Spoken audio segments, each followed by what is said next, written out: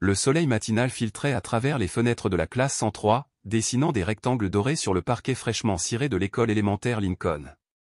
Aaron Wallace ajusta ses lunettes et observa sa classe de CP avec une satisfaction tranquille. 20 ans d'enseignement lui avaient appris que le calme avant la sonnerie du matin était précieux à un moment pour souffler avant l'arrivée du tourbillon d'énergie de la jeunesse. Une autre année, une autre chance de faire bouger les choses, se murmura-t-elle en redressant la banderole, bienvenue en CP, légèrement penchée au-dessus du tableau blanc. La porte de la classe s'ouvrit en grinçant, interrompant ses pensées. Le directeur Goodwin apparut, une petite silhouette partiellement cachée derrière lui. « Madame Wallace, je voudrais vous présenter votre nouvelle élève, dit-il doucement en guidant l'enfant. Voici Harper Dawson. Elle nous rejoint avec une semaine de retard en raison de complications liées à l'inscription. » Aaron sourit chaleureusement et s'agenouilla au niveau des yeux de l'enfant. « Bonjour, Harper. Nous sommes ravis que tu sois là. » Harper Dawson était menue pour son âge, ses cheveux blonds foncés soigneusement tressés et retenus par un ruban effiloché mais impeccable. Son uniforme, bien que légèrement usé, avait été repassé avec soin. Elle serrait contre sa poitrine un sac à dos cabossé comme un bouclier, ses yeux d'un bleu remarquable fixés au sol. « Harper est un peu timide », expliqua le proviseur Goodwin en consultant sa montre. Alors qu'il se retournait pour partir, Aaron remarqua une odeur particulière émanant de l'enfant forte et presque médicinale, avec une douce odeur qui lui arracha la gorge. « Ton bureau est juste là, ma chérie, » dit Aaron en guidant Harper vers une place libre au deuxième rang. « Et regarde, j'ai déjà mis ton nom sur tout. » Harper hocha la tête en silence et se glissa à sa place, déterminé à perturber l'air le moins possible. La cloche du matin sonna et, en quelques minutes, la classe se remplit d'enfants bavards, leurs voix s'élevant comme des oiseaux qui s'envolent. Aaron les guida à travers les présences, le serment et le calendrier, tout en gardant un œil attentif sur Harper, immobile, les mains jointes sur son bureau, dans une posture parfaite. Pendant l'heure du compte, les enfants se rassemblèrent sur le tapis arc-en-ciel. Harper hésita, choisissant une place tout au bord, légèrement à l'écart du groupe. Lorsque Timmy Peterson s'approcha pour voir les illustrations du livre, il fronça soudain le nez et s'éloigna. Aaron fit semblant de ne rien remarquer, mais l'intuition de son enseignante vacilla d'inquiétude. À la récréation, tandis que les autres enfants se précipitaient vers l'aire de jeu, Harper restait assise sur un banc près du mur, sa boîte à lunch fermée à côté d'elle. Aaron s'approcha nonchalamment. « Pas faim, Harper ?» demanda-t-elle.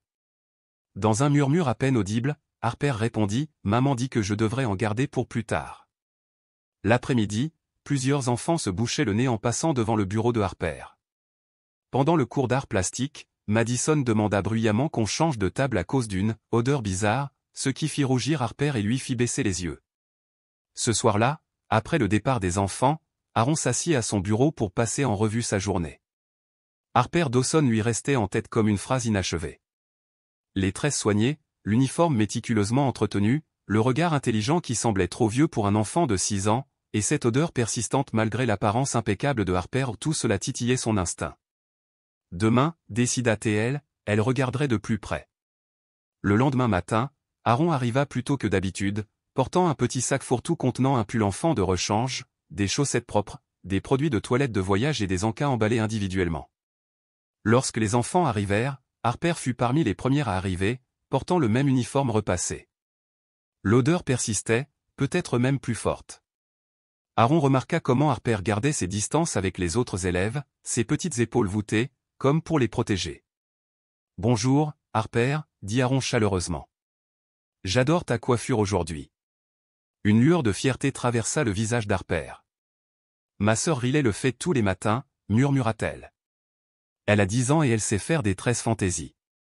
C'était la phrase la plus longue qu'Harper ait prononcée de la journée. « Veux-tu m'aider pendant les activités matinales » proposa Aaron. Les yeux bleus d'Harper s'écarquillèrent avant qu'elle ne détourne le regard. « Je ne pense pas que les autres enfants apprécieraient ça » murmura-t-elle. Toute la matinée, Aaron observa Harper suivre scrupuleusement les instructions sans rien ajouter. À l'heure du déjeuner, Harper ne fit pas la queue à la cafétéria. Elle sortit plutôt un petit sac en papier contenant un demi-sandwich au beurre de cacahuète et une pomme tachetée. Tandis qu'Harper prenait méthodiquement de petites bouchées, Aaron s'assit à côté d'elle et dit doucement « On a plein de nourriture à la cafétéria aujourd'hui ou des macaronis au fromage, un des plats préférés des enfants. » Harper secoua la tête. « Maman dit qu'il faut faire attention à l'argent. C'est juste temporaire. Pendant le moment de lecture silencieuse, Aaron entendit Olivia et Madison chuchoter en se bouchant le nez tout en jetant un coup d'œil vers Harper. Les filles, concentrez-vous sur vos livres, dit Aaron fermement. Cet après-midi-là, il déplaça le siège d'Harper à côté de son bureau pour la protéger des réactions des autres. Pendant le temps de dessin, Harper dessina une voiture remplie de formes qui auraient pu être des personnages et des boîtes. Lorsqu'Aaron la félicita, Harper plia rapidement le papier. « C'est juste pour ma mère, dit-elle. Elle aime quand je dessine nos aventures. » À la sortie des cours, Aaron regarda par la fenêtre Harper s'avancer d'un pas décidé vers une fille plus âgée probablement Riley qui se tenait à l'écart de la foule. Ils se blottirent l'un contre l'autre, discutant intensément avant de se diriger vers le centre commercial à 2 pâtés de maison. Ce soir-là, à la maison, Aaron se trouva distraite pendant le dîner. « Tiens, Aaron, la taquina son mari David en agitant sa fourchette. Tu n'as rien entendu de ce que j'ai dit. » Aaron soupira. Il y a une nouvelle élève, et quelque chose cloche. Elle est impeccablement soignée par certains côtés, mais il y a cette odeur persistante, et elle est tellement prudente, trop prudente pour une enfant de 6 ans. David suggéra d'en parler au conseiller d'orientation ou d'appeler les parents. Aaron décida de contacter d'abord la famille. Vendredi, 3 jours s'étaient écoulés et la situation ne s'était pas améliorée. L'odeur mystérieuse s'était même intensifiée et l'isolement social d'Harper s'était accru. Dans la salle des professeurs, Grace Chen, l'institutrice de CE1, se glissa sur la chaise à côté d'Aaron. « Tu es terriblement silencieux aujourd'hui, » observa Grace. Aaron hésita, puis demanda, « As-tu déjà eu un élève chez qui quelque chose semblait anormal, mais dont tu n'arrivais pas à identifier le problème ?» L'expression de Grace s'adoucit. « Tu parles de la nouvelle de ta classe ? Je l'ai remarquée à l'assemblée hier. » Très calme, elle est assise seule. Aaron hocha la tête. Elle est impeccablement habillée aux cheveux parfaitement tressés, uniforme repassé mais il y a cette odeur, et elle économise de la nourriture, évitant tout contact. Grace écoutait, l'inquiétude dans le regard, tandis qu'Aaron s'apprêtait à découvrir la vérité qui remettrait en question tout ce qu'elle pensait savoir sur sa communauté. Hier, pendant le cours d'éducation physique, Harper a refusé d'enfiler sa tenue de sport. Elle se déplaçait avec une prudence remarquable, son regard parcourant la salle comme si elle se préparait à quelque chose d'invisible. Aaron fronça les sourcils, hésitant entre appeler les parents de Harper ou parler d'abord au proviseur Goodwin. « Commence par les ressources scolaires », avait conseillé Grace. « Parle à Diane en thérapie et documente tout. » La cloche sonna et Aaron retourna en classe, son inquiétude pour Harper restant présente dans un coin de sa tête. Pendant la lecture, Aaron observa Harper plus attentivement. Les yeux de la jeune fille s'illuminèrent lorsqu'elle prononça les mots sur la page, un bref aperçu de l'enfant caché sous son air réservé. À la pause du matin, Aaron frappa à la porte de la conseillère. Diane Maxwell, douce mais expérimentée, l'accueillit dans un bureau décoré de dessins d'enfants. « J'ai besoin de conseils, » dit Aaron en exposant ses observations. Harper semble bien entouré, mais quelque chose ne va pas, Diane s'arrêta sur ses notes. « Avez-vous contacté les parents ?» demanda-t-elle. Aaron admit que l'adresse du dossier était une agence immobilière et que la messagerie vocale était pleine. Diane fronça les sourcils. « Je vais vérifier les papiers d'enregistrement. En attendant, continuez à documenter. » De retour en classe, Aaron a proposé une activité d'écriture, mon endroit préféré. Les autres enfants ont dessiné des jardins et des chambres douillettes, mais Harper fixait une page blanche. Agenouillé à côté d'elle, Aaron a murmuré, « Ça peut être n'importe quel endroit qui te fait te sentir en sécurité. » La voix d'Harper était douce, on bouge beaucoup. Maman dit de ne pas trop s'attacher. Plus tard, Aaron récupéra leurs papiers. Harper avait écrit qu'elle était allongée à la belle étoile avec ses frères et sœurs, là où personne ne peut nous voir, mais où nous pouvons tout voir. Ce soir-là, Aaron consulta les directives du district sur les logements de transition, des protocoles, mais rien de personnel. Un texto de Grace apporta la nouvelle, la famille Dawson était inscrite à un programme d'aide communautaire sous le nom de Megan Dawson. La résolution d'Aaron se consolida, lundi, elle parlerait directement à Megan.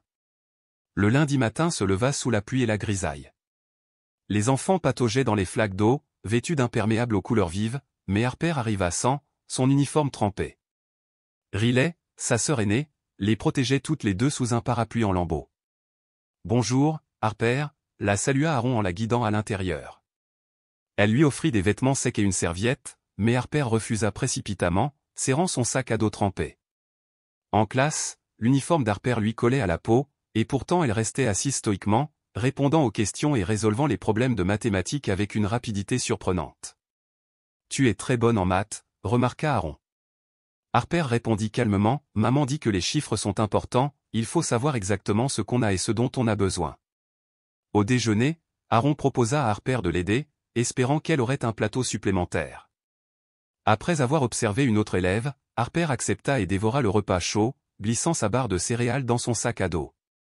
Pendant la récréation de l'après-midi, Harper glissa sur l'asphalte mouillé et déchira son uniforme, révélant un genou en sang. « Allons voir l'infirmière, » dit Aaron, mais Harper paniquait. « Non, s'il vous plaît, pas l'infirmière. Maman dit qu'il ne faut pas déranger les gens pour des petits soucis. » Reconnaissant une peur réelle, Aaron la conduisit aux toilettes de la classe. Tandis qu'elle nettoyait délicatement les raflures avec des lingettes antiseptiques, Aaron comprit combien Harper avait besoin de quelqu'un pour la voir, pas seulement l'enfant prudente et hypervigilante, mais aussi la petite fille vulnérable qui se trouvait en dessous. Harper se tenait devant Aaron, vêtue de sous-vêtements superposés, chaque pièce paraissant usée et teintée de gris malgré le peu de lavage de mains qu'elle ou sa mère avait réussi à faire. Aaron parlait doucement tandis qu'elle pressait un bandage à motifs colorés sur les raflures au genou d'Harper. « Tu sais, » dit-elle d'une voix légère, « notre école a une machine à laver dans la salle d'économie domestique. Elle est principalement destinée aux élèves plus âgés en cours de cuisine, mais tout le monde peut l'utiliser en cas de besoin. » Harper ne dit rien, mais ses yeux bleus perçants brillaient de calcul. Elle observa Aaron attentivement, comme si elle pesait à la fois la promesse et le prix de cette petite gentillesse. Plus tard, alors que la cloche sonnait et que les enfants rassemblaient leurs sacs à dos, Aaron glissa une enveloppe scellée sur le bureau d'Harper. « C'est pour ta mère, » dit-elle doucement. « Elle contient juste des informations sur les ressources de l'école. Pourras-tu t'assurer qu'elle la reçoive ?» Harper hocha la tête avec un soin solennel et glissa l'enveloppe dans son sac à dos comme s'il s'agissait d'un trésor secret. Aaron les regarda s'éloigner, elle et Riley, dans la lumière de l'après-midi, sentant le poids de la responsabilité retomber sur ses épaules. Le lendemain matin, l'enveloppe non ouverte reposait exactement là où Aaron l'avait laissée, impeccable, son rabat toujours scellé. Ce spectacle en disait long. Quand Harper s'est installé à sa place, Aaron a demandé doucement, « Harper, est-ce que ta mère a vu le mot que j'ai envoyé à la maison ?» Le regard d'Harper se posa sur le sol. « Elle dormait quand nous sommes rentrés, » admit la fillette. Ensuite, elle a dû aller travailler. Je ne voulais pas la déranger. Ses petites mains se tordaient sur ses genoux. Aaron garda une expression neutre, même si l'inquiétude montait en elle. Je comprends. On pourrait peut-être réessayer aujourd'hui. Toute la matinée, le regard d'Aaron se porta davantage sur Harper que sur la leçon. La jeune fille semblait renfermée, les bras serrés contre elle, et une odeur particulière fit froncer le nez de plusieurs camarades à son passage. Pendant sa lecture silencieuse, Aaron s'est faufilé dans le bureau de Diane Maxwell pour la deuxième fois cette semaine. « Encore la fille Dawson ?» a demandé Diane sans lever les yeux. Aaron s'affala sur une chaise. « J'ai essayé de joindre la mère, mais je n'ai pas eu de réponse. Le téléphone tombe toujours sur la messagerie vocale, et l'adresse enregistrée est erronée. Harper m'a rapporté mon mot sans l'ouvrir. » Diane fronça les sourcils. « Qu'est-ce qui te préoccupe exactement, Aaron ? Proposes-tu une intervention officielle ?» Aaron hésita. « Je ne suis pas sûr de ce que je suggère. Les signes sont contradictoires.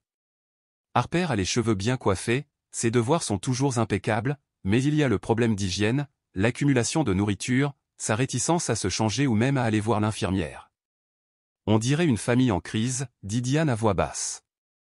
Avez-vous tout documenté ? Aaron sortit un petit carnet. Chaque observation, chaque conversation.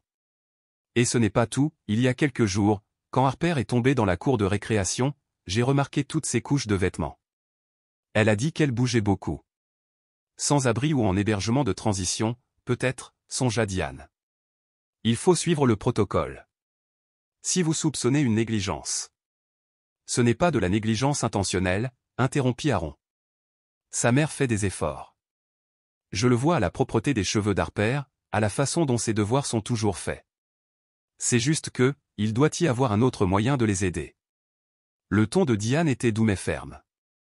Nous avons des procédures. On ne peut pas les ignorer. De retour en classe, Harper complétait son exercice de mathématiques avec une détermination farouche, le crayon serré entre ses doigts fins et précis. Aaron admirait sa résilience malgré les bouleversements qui faisaient rage à la maison. À l'heure du déjeuner, au lieu de se réfugier dans la salle des profs, Aaron s'assit à côté d'Harper à la cafétéria.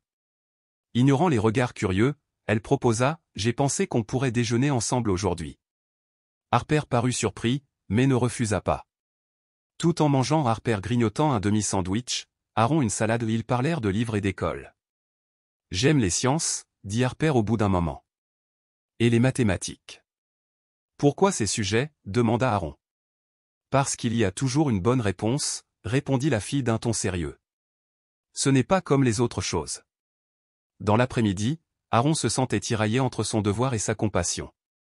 Le règlement du district exigeait un rapport, mais son cœur résistait à une décision qui risquait de déchirer les Dawson. Ce soir-là, Aaron fixait son téléphone. Le numéro des services familiaux clignotait à l'écran, mais son pouce planait sur un autre contact, Marc Ramirez, un ancien élève qui travaille désormais dans l'action sociale. Si quelqu'un pouvait la guider sans aggraver les choses, c'était bien lui. Elle composa le numéro, les yeux fixés sur le bureau vide d'Harper. « Aaron, ravi d'avoir de tes nouvelles, » dit Marc. « J'ai besoin de conseils pour aider une famille sans aggraver sa situation, » a-t-elle commencé.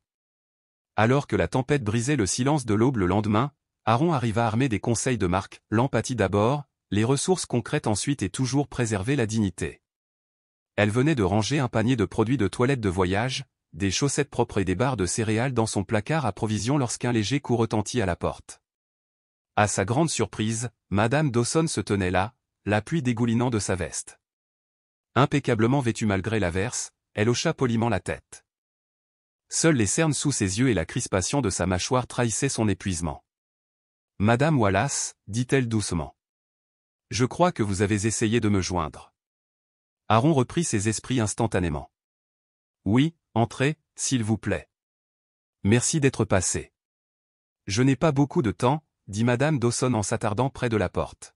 « J'ai bien reçu votre mot. » Finalement, quelque chose dans l'attitude de la femme, un mélange de défi et d'appréhension rappela Harper à Aaron, la même dignité prudente, le même regard attentif. « Je suis content qu'on ait l'occasion de discuter, » dit Aaron en désignant son bureau. « Voulez-vous un café ? La salle des profs en prépare un nouveau chaque matin. » Une lueur de nostalgie traversa le visage de Megan avant qu'elle ne secoue la tête. « Non, merci. Je voulais juste répondre à vos inquiétudes concernant Harper. » « C'est une élève formidable, » commença Aaron avec sincérité, d'une voix chaleureuse et posée. « Brillante, consciencieuse, incroyablement résiliente, elle m'a impressionné dès le premier jour. » La tension dans la posture de Megan s'apaisa, mais son regard resta méfiant. « Alors, quel est le problème ?» demanda-t-elle d'une voix hésitante. Aaron choisit soigneusement ses mots. « Harper semble avoir du mal à s'adapter. J'ai remarqué qu'elle est très protectrice avec ses affaires, réticente à participer à certaines activités, et parfois. » Elle marqua une pause, puis décida que la gentillesse exigeait de l'honnêteté. « Il y a un problème d'hygiène qui l'affecte socialement. » Les joues de Megan s'empourprèrent, mais elle garda son calme. « On traverse une situation temporaire, » dit-elle, la phrase semblant répéter. Harper a toujours été susceptible, trop sérieuse pour son âge. Je lui ai dit de ne pas trop s'inquiéter. Madame Dawson, corrigea doucement Aaron, qui avait commencé à prononcer Madame Dawson. L'école élémentaire Lincoln offre des ressources aux familles en situation de transition, douche, lave-linge et sèche-linge, et même un programme d'aide alimentaire. L'expression de Megan se durcit. Nous ne cherchons pas la charité. Ce n'est pas de la charité, rétorqua doucement Aaron. C'est du soutien communautaire, le même que j'espérais si je rencontrais des difficultés. La fierté, la honte, le désespoir et une pointe d'espoir se lisaient sur le visage de Megan avant qu'elle ne les dissimule à nouveau. On a déjà eu recours à l'aide, admit-elle. Ça a failli me coûter mes enfants. La peur brute dans ses paroles les empêchait de réagir. Aaron prit un petit risque et se rapprocha. Je ne divulgue rien, mademoiselle Dawson. Je veux juste qu'Harper se sente bien à l'école, quel est ce dont elle a besoin pour réussir. La façade soigneusement entretenue de Megan se fissura. Elle est si intelligente. Tous mes enfants le sont. Ils méritent mieux qu'eux. Elle s'interrompit brusquement. On se débrouille. c'est temporaire. Est-ce que tu envisagerais de laisser Harper utiliser les installations de l'école avant le début des cours, quand il n'y a personne d'autre, juste pour lui faciliter la vie sociale, demanda Aaron d'un ton doux. Meghan hésita, partagée entre fierté et pragmatisme. Personne ne le saurait, sauf Harper, toi et moi. La cloche de l'école sonna, annonçant les arrivées anticipées. L'inquiétude vacilla dans les yeux de Meghan. Je dois y aller, mon prochain service commence dans 20 minutes. Alors qu'elle se levait, Aaron fouilla dans le tiroir de son bureau et en sortit une carte de visite. Voici mon numéro personnel, dit-elle en la lui tendant. Et ceci, elle griffonna un autre numéro au dos, et pour le centre de ressources communautaires. Juste pour information, sans engagement. Meghan accepta la carte après un moment d'hésitation et la glissa soigneusement dans son sac à main. J'apprécie votre sollicitude pour Harper, dit-elle, retrouvant son calme. Tout ira bien. C'est temporaire.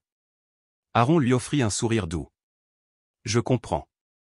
Après le départ de Meghan, Aaron resta près de la fenêtre, observant la femme se précipiter sous la pluie vers l'arrêt de bus, les épaules droites malgré le temps. Il y avait une telle dignité dans sa détermination, un amour si intense dans son attitude protectrice.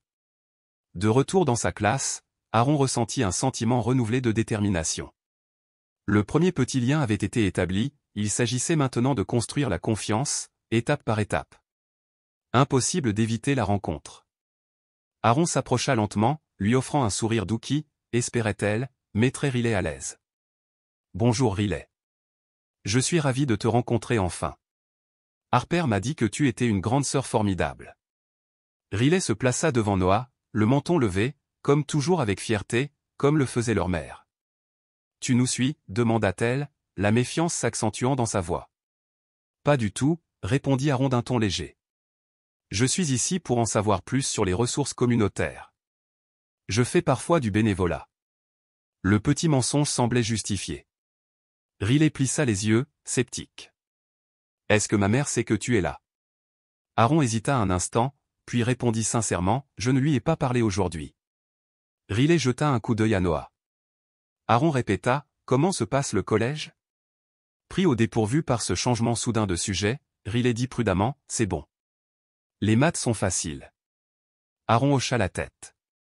Harper a dit que tu étais bon en chiffres aussi.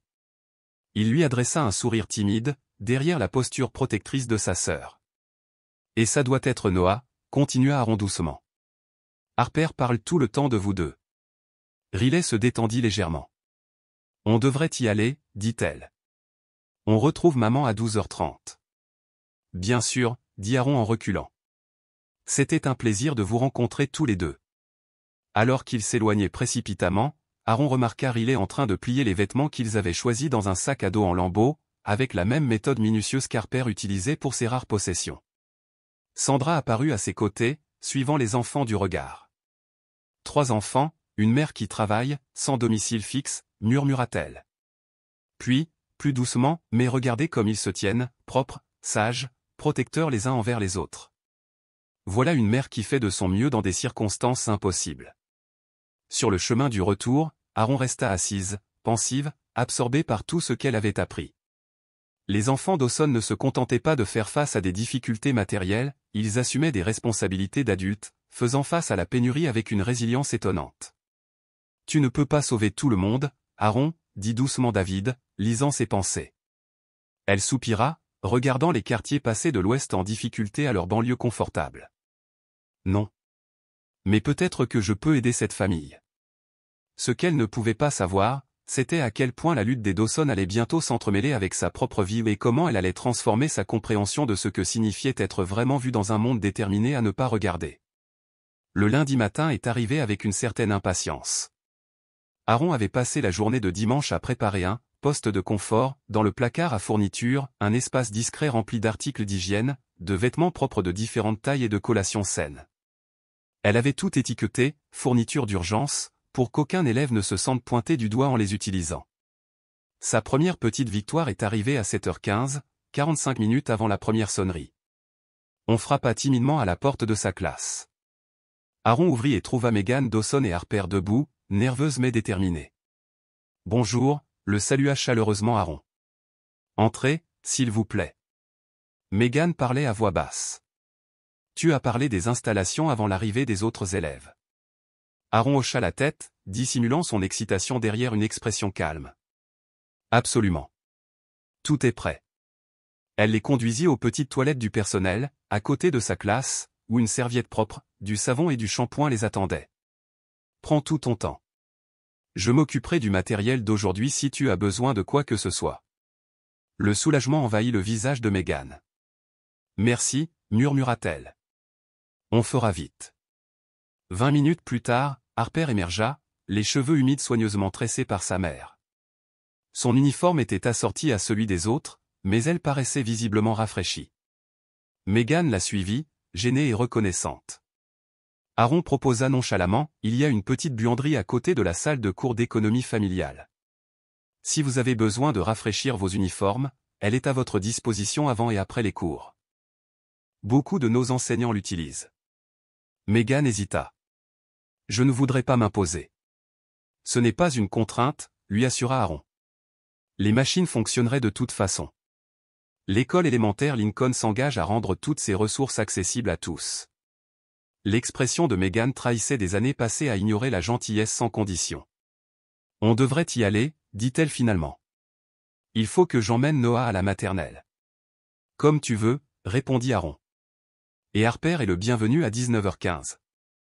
La deuxième victoire est venue lors du cercle du matin. Pour la première fois depuis son arrivée en classe, Harper a choisi de s'asseoir à côté d'un autre élève au lieu de s'isoler. Aaron a capté son regard et lui a adressé un sourire subtil d'encouragement. Plus tard, lors de l'activité d'écriture hebdomadaire sur « Mes choses préférées », Aaron a découvert la liste de Harper. Lecture avec Riley sous des couvertures à la lampe de poche. Quand maman sourit pour de vrai, pas avec son sourire de travail. Compter les étoiles depuis la fenêtre arrière. Le rire de Noé quand nous jouons. J'aperçois de l'eau chaude. La simplicité et la poignance de cette dernière phrase ont surpris Aaron. Un réconfort que la plupart des enfants tenaient pour acquis était, pour Harper, un luxe précieux. Lors des ateliers de mathématiques, Aaron remarqua un autre changement. Zach, l'un des garçons les plus populaires, demanda de l'aide à Harper. Au lieu de reculer, elle rapprocha sa chaise et expliqua calmement le problème. Sa confiance en les chiffres l'emporta momentanément sur son anxiété sociale. Au déjeuner, le moment le plus marquant arriva. Harper déballa son modeste repas habituel, mais, ce jour-là, elle choisit de s'asseoir à côté de Madison, la fille même qui, autrefois, la regardait de travers. Elle ne discutait pas, mais l'absence d'évitement était déjà un progrès. Après l'école, Aaron trouva sur son bureau un petit papier plié, un dessin de Harper. Il représentait 3 enfants et une femme adulte debout à côté d'un grand rectangle, peut-être un bâtiment ou un véhicule. En haut, d'une écriture soignée de CP, était inscrit « Merci ». Ce soir-là, au dîner, Aaron partagea les succès de la journée avec David. Son téléphone sonna et un SMS d'un numéro inconnu lui parvint. Harper s'est senti mieux aujourd'hui. Merci pour votre discrétion. Megan D. Aaron sourit tandis qu'elle répondait, elle s'en est très bien sortie. Vous pouvez utiliser les installations à tout moment, sans poser de questions. Vendredi, 7h15. Ce n'était qu'une petite fissure dans le mur de fierté et de peur que Megan avait construit autour de sa famille. Mais pour Aaron, c'était quelque chose de précieux, les premiers fragiles germes de confiance qui prenaient racine. Alors qu'elle se préparait à aller au lit, son esprit revint à la liste des choses préférées d'Harper et à toutes les façons dont un simple acte de gentillesse pouvait transformer le monde d'un enfant. L'eau chaude, une nécessité si simple, pourtant devenue un luxe dans leur voiture. La situation actuelle de la famille Dawson était mise à nu par cette absence. De quels autres conforts de base se privaient-ils? Et comment Aaron pouvait-il contribuer à leur fournir l'eau chaude sans compromettre la dignité ou l'indépendance de Megan? Ces questions hantaient Aaron jusque dans ses rêves. Elle se retrouvait à errer parmi les étoiles des familles visibles de tous, et pourtant, d'une certaine manière, invisibles. Ce qu'elle ignorait, c'est que la réunion de vendredi allait révéler bien plus de choses sur les Dawson qu'elle ne l'avait prévu. Elle la forcerait à prendre une décision qui allait changer leur vie. Jeudi après-midi, Aaron était assis, mal à l'aise, dans le bureau de la directrice Goodwin, face à sa responsable, mais aussi à Diane Maxwell et à Janet Patel, coordinatrice des ressources familiales du district scolaire. Cette réunion impromptue avait été convoquée après qu'un autre enseignant eut signalé avoir vu Harper et sa mère utiliser les toilettes du personnel tôt le matin. Si votre inquiétude pour l'élève est louable, commença le directeur Goodwin, les protocoles existent pour une raison, Aaron. Vous auriez dû déposer un rapport officiel concernant vos soupçons concernant les conditions de vie de la famille. Je ne cachais rien, répondit Aaron sur la défensive. Je cherchais à instaurer la confiance. Cette famille a déjà eu des expériences négatives avec des interventions formelles. Janet Patel, forte de 20 ans d'expérience à la croisée des chemins entre l'éducation et les services sociaux, regarda Aaron d'un air pensif.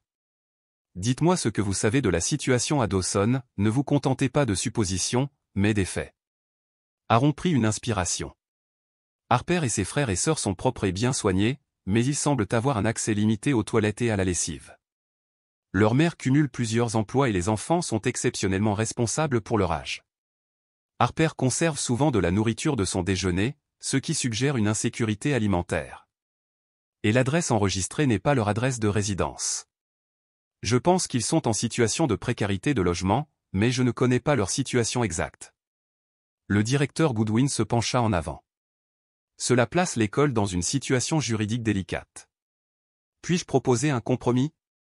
Au lieu d'un rapport formel immédiat, Janet proposa d'inviter Madame Dawson demain, de manière informelle, pour expliquer les ressources disponibles, sans déclencher de rapport obligatoire, sauf en cas d'absolue nécessité.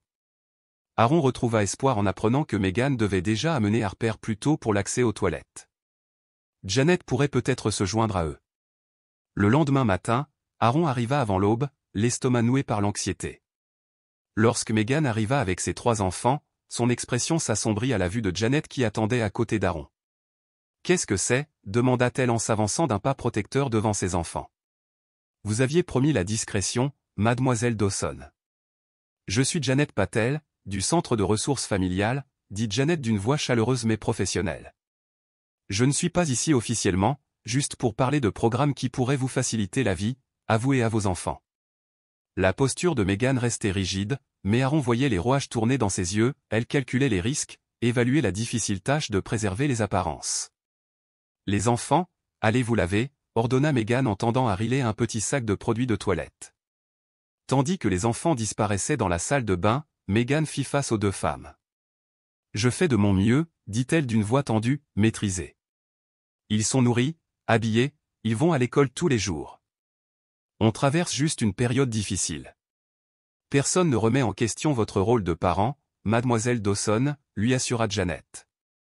Nous voulons vous aider à traverser cette période difficile plus facilement. » La conversation qui suivit fut un délicat ballet de ressources proposées et de révélations partielles.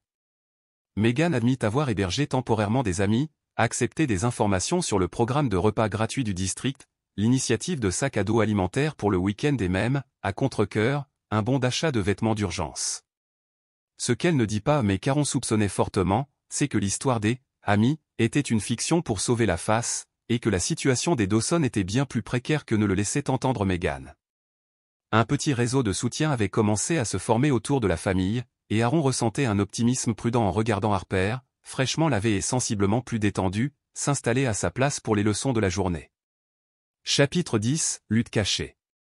Alors que les feuilles tombaient et que les températures plus fraîches d'octobre balayaient l'école élémentaire Lincoln, Aaron remarqua de subtils changements chez Harper.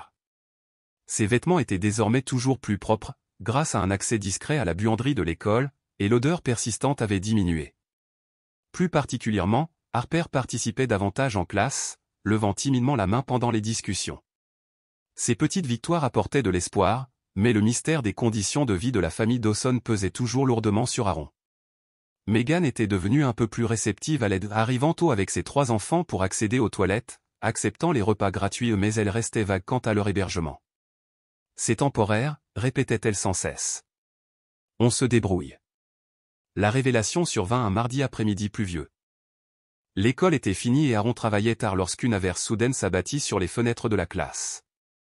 Rassemblant ses affaires, elle aperçut une silhouette familière à travers la vitre striée, Megan Dawson, avec ses 3 enfants blottis sous un même parapluie, se dirigeant non pas vers la rue, mais vers un coin isolé du parking. La curiosité et l'inquiétude attirèrent Aaron vers la fenêtre. Elle regarda Megan s'approcher d'une berline d'un modèle ancien, garée à l'endroit le plus éloigné du bâtiment une voiture qu'Aaron n'avait jamais remarquée auparavant. Megan ouvrit le coffre, et les enfants l'aidèrent à récupérer couverture et sac avant de se glisser à l'intérieur. Aaron a réalisé que la famille Dawson n'était pas hébergée chez des amis. Ils vivaient dans leur voiture.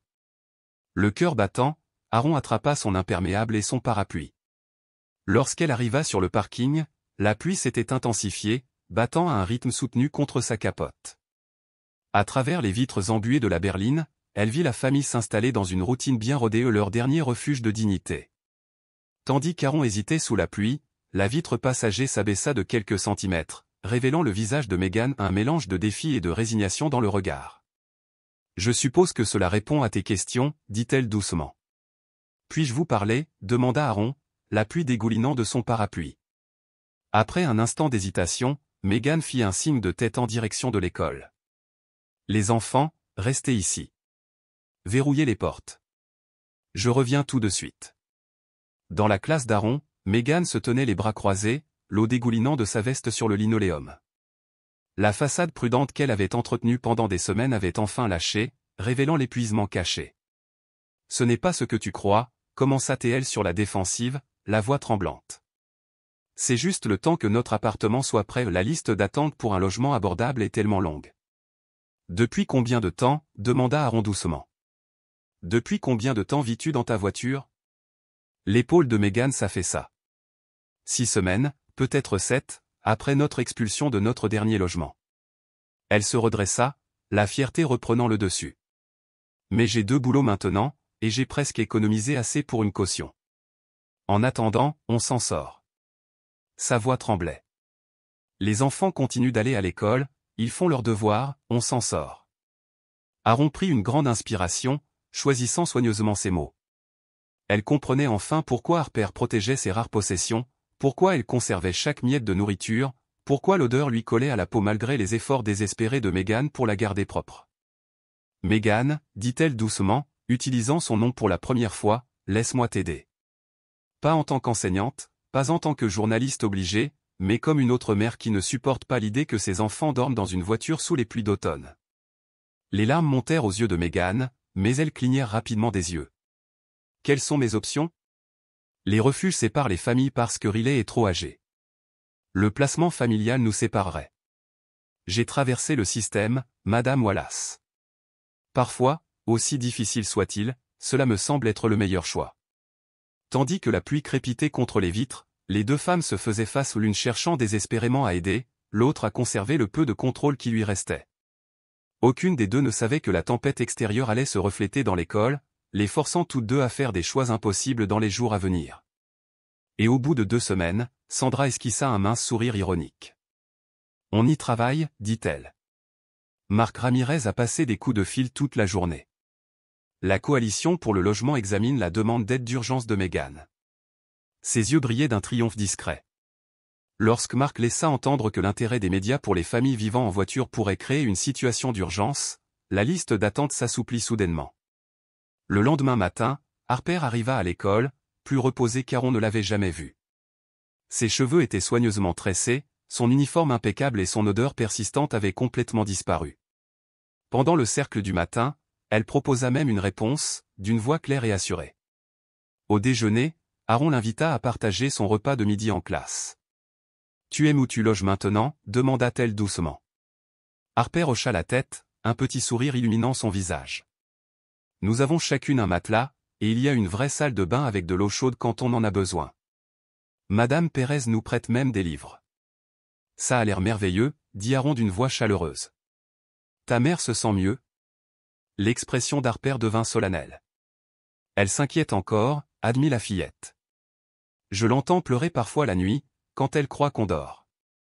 Mais elle dit que c'est un moment de répit pour qu'elle puisse réfléchir. » Ce soir-là, Aaron se retrouva au centre communautaire, cette fois-ci avec une voiture pleine de dons collectés auprès des voisins, des couvertures propres, des serviettes moelleuses, des livres pour enfants et des fournitures scolaires propres. Tandis qu'elle déchargeait les cartons, Marc apparut à ses côtés, l'aidant à porter les plus lourds. « Vous avez lancé quelque chose » remarqua-t-il d'un ton approbateur. « On a appris que l'école élémentaire Lincoln se mobilise pour une famille dans le besoin. Le téléphone de Sandra n'arrête pas de sonner, les gens veulent t'aider. Je n'ai rien fait de spécial, protesta Aaron en repoussant une mèche de cheveux derrière son oreille. Marc secoua la tête. Tu les as vus, vraiment vus. Tu sais comme c'est rare? C'est plus facile de détourner le regard que de reconnaître un problème. À l'intérieur, le centre bourdonnait d'une énergie inhabituelle en semaine. Des bénévoles triaient les dons, d'autres se penchaient sur les demandes de logement, et dans un coin, un médecin local organisait discrètement des bilans de santé hebdomadaires pour les familles en transition. Sandra s'approcha d'Aaron avec un sourire fatigué mais triomphant. « Tu es tout simplement remarquable », dit-elle doucement. Parfois, il suffit d'une seule personne qui refuse de détourner le regard pour réveiller toute une communauté. Tandis qu'Aaron participait à l'organisation, elle repensa aux paroles de Sandra. Elle n'avait pas l'intention de lancer un mouvement, elle voulait simplement aider un enfant à se sentir en sécurité et propre à l'école. Pourtant, ce petit geste de gentillesse a eu des répercussions, touchant d'autres personnes qui attendaient peut-être qu'on leur donne la permission de s'en soucier. 2 semaines passèrent comme un soupir. Harper s'épanouissait, elle levait la main plus souvent, accomplissait ses devoirs avec une assurance croissante, et nouait même une amitié hésitante avec Madison. La stabilité de l'appartement de Madame Pérez, dans le garage, lui avait procuré un précieux sentiment de sécurité. Mais Aaron savait que le temps pressait. L'arrangement devait prendre fin vendredi, et malgré la mobilisation de la communauté, une solution de logement permanent restait hors de portée. La liste d'attente pour un logement abordable s'allongeait de plusieurs mois, et les fonds d'urgence ne couvriraient au mieux que quelques semaines de motel. Un jeudi après-midi pluvieux, Janet Patel se présenta à la porte d'Aaron, le visage embrumé par l'inquiétude. « Il faut qu'on parle », dit-elle doucement en jetant un coup d'œil aux élèves plongés dans leurs projets artistiques. Dans le couloir, Janet révéla la complication, un signalement officiel avait été déposé auprès des services de protection de l'enfance, non pas par l'école, mais par un clinicien bien intentionné de la clinique gratuite où Noah avait été soigné pour une otite. L'assistante sociale commencera une première évaluation demain, expliqua Janet. Sans domicile fixe après cela, les conséquences pourraient être graves. Aaron sentit son cœur se serrer. C'était exactement ce que Megan craignait, un système conçu pour protéger les enfants qui, au contraire, risquaient de déchirer une famille. Ce soir-là, seul à son bureau, sous la pluie battante, Aaron se débattait avec ce dilemme. Elle devait prévenir Megan, mais craignait de la pousser vers une nouvelle disparition paniquée. Un coup soudain interrompit ses pensées. À sa grande surprise, Megan se tenait là, trempée par l'averse, les yeux brillants de désespoir et de détermination. « J'ai besoin de votre aide », dit-elle sans préambule. « Madame Pérez m'a parlé de la visite des services sociaux demain. »« Entrez », l'exhorta Aaron en fermant la porte derrière elle. Ensemble, ils s'installèrent face à face au bureau. Par des phrases hésitantes, Megan fit tomber les murs soigneusement construits, révélant petit à petit toute l'histoire. Il y a 6 mois, les Dawson étaient une famille ouvrière vivant au jour le jour dans un modeste appartement. Puis Megan a contracté une pneumonie et a passé 8 jours à l'hôpital sans congé maladie payé. Les factures médicales et la perte de salaire ont déclenché une avalanche de dettes. L'expulsion a suivi, accompagnée d'une succession désespérée d'arrangements temporaires, des séjours exigus chez des proches réticents, un bref séjour dans un refuge où Riley a été brièvement séparé, et enfin la vie en voiture. « J'ai tout fait comme il fallait », murmura Megan, la voix brisée. « J'ai travaillé tous les boulots possibles. J'ai payé les enfants à l'école. J'ai économisé chaque centime. Mais ce n'est jamais assez. » Ses larmes coulaient lorsqu'elle décrivait la douleur derrière l'odeur d'Harper, le symptôme qui avait d'abord alerté Aaron sur leur situation. Vivre dans une voiture sans accès régulier aux toilettes ni à la buanderie avait contraint les enfants à se contenter de lingettes pour bébés et des toilettes publiques. Non diagnostiquée, l'infection urinaire d'Harper, non traitée, s'était aggravée au fil des semaines, s'accrochant à ses vêtements, échappant à chaque lavage. Megan enfouit son visage dans ses mains. Quel genre de mère ne peut même pas fournir des toilettes à son enfant? Aaron se leva et s'assit doucement à côté d'elle, posant une main sur l'épaule de Megan. Une mère qui fait de son mieux dans une situation impossible, dit-elle fermement. Une mère qui a préservé l'unité de sa famille, permis à ses enfants d'aller à l'école et refusé d'abandonner malgré des obstacles insurmontables. Alors que la pluie continuait de tambouriner sur les fenêtres, l'enseignante et la mère étaient assises côte à côte dans la salle de classe silencieuse, toutes deux déterminées à trouver une solution. La vérité était à nu entre eux, crue et sans défense. Demain, il faudrait rendre des comptes avec les systèmes formels et les évaluations officielles, mais ce soir, dans ce fragile moment d'honnêteté, quelque chose de fondamental avait changé. Meghan s'est laissée voir pour la première fois. Tous ses combats et son amour indéfectible étaient exposés au grand jour, et Aaron, voyant enfin la situation dans son intégralité, a senti sa préoccupation professionnelle se transformer en mission personnelle.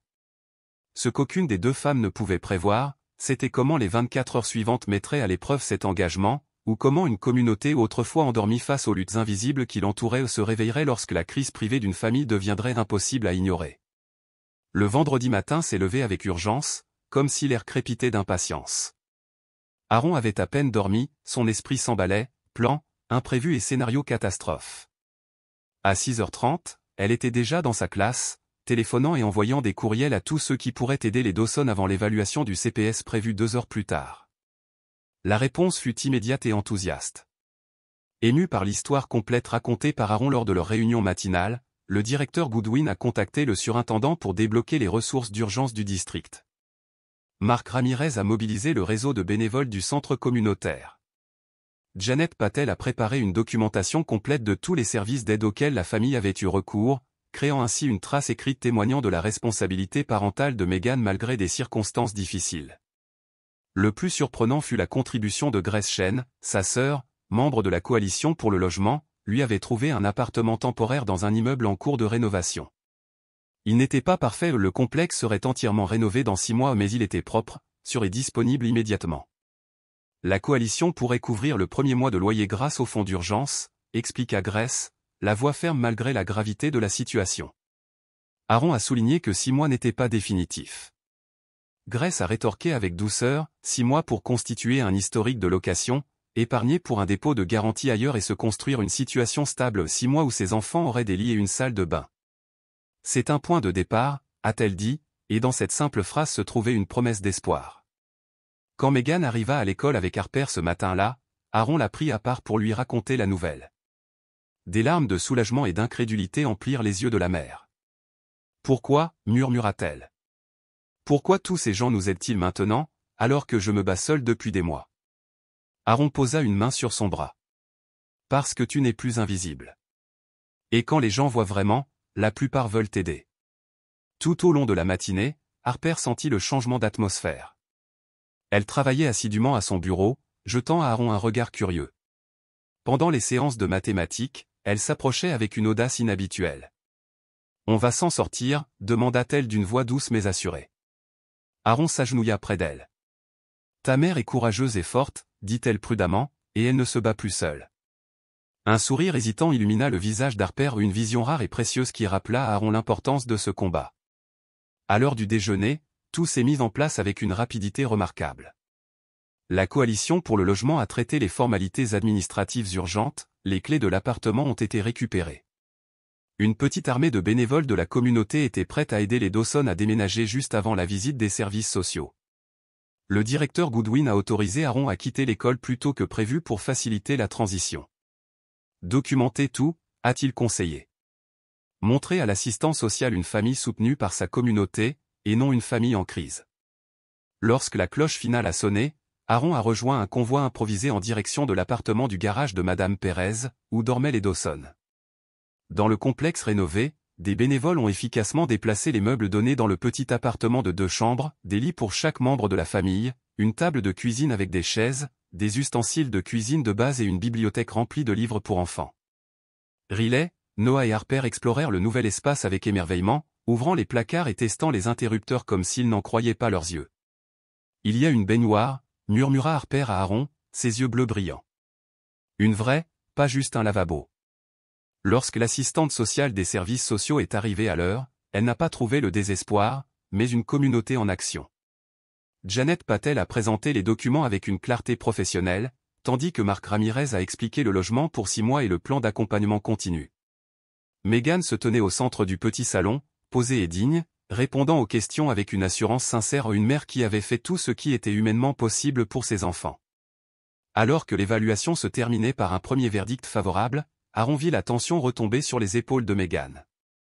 La crise immédiate était passée, mais quelque chose de plus profond avait été révélé, les échecs et la rédemption possible au sein d'une communauté bienveillante. Ce soir-là, tandis que les bénévoles partaient et que les Dawson s'installaient dans leur maison temporaire, Aaron s'attardait près de la fenêtre. Elle regardait Meghan aider ses enfants à ranger leurs quelques affaires dans leur nouvelle chambre. Harper aperçut son institutrice et lui fit un signe de la main, son sourire n'étant plus teinté de peur. Ce n'était pas une fin parfaite. Le logement abordable et la pauvreté restaient des combats plus importants à mener. Mais c'était un début, fondé sur l'acte simple et puissant de voir véritablement l'autre être humain dans sa plus grande vulnérabilité et de refuser de détourner le regard. Dans les mois qui ont suivi, l'école élémentaire Lincoln s'est transformée. Ce qui a commencé par le constat des difficultés d'un élève par un enseignant a éveillé toute l'école aux difficultés cachées, rappelant à tous que les systèmes sans lien humain ne peuvent résoudre seuls des problèmes complexes. Au printemps, l'enfant d'octobre, autrefois sérieuse et réservée, s'était épanouie et était devenue une élève de CP engagée. Harper a progressé en lecture, ses compétences en mathématiques ont impressionné ses professeurs et de véritables amitiés se sont nouées. Meghan, qui cumulait toujours 2 emplois, a adapté son emploi du temps pour passer de précieuses soirées avec ses enfants. Elle faisait du bénévolat à l'école desquelles le pouvait et assistait à toutes les réunions parents-professeurs, son regard était remplacé par un optimisme prudent. L'accord de 6 mois pour l'appartement a fait place à quelque chose de plus prometteur, impressionné par la fiabilité de Meghan, le gestionnaire immobilier lui a proposé un poste d'assistante de direction sur place une fois les rénovations terminées, avec une réduction de loyer et des horaires stables. Le dernier jour d'école, Aaron était assise à son bureau tandis que les élèves rangeaient leur bureau et leur disaient au revoir en larmes. Harper s'approcha, portant un paquet soigneusement emballé. « C'est pour toi, dit-elle timidement. » À l'intérieur se trouvait un cadre photo fait main contenant le dessin d'une voiture sous les étoiles, avec 4 bonhommes allumettes. En haut, de l'écriture assurée de Harper, on pouvait lire « Merci de nous avoir reçus ». « C'est magnifique », murmura Aaron en retenant ses larmes.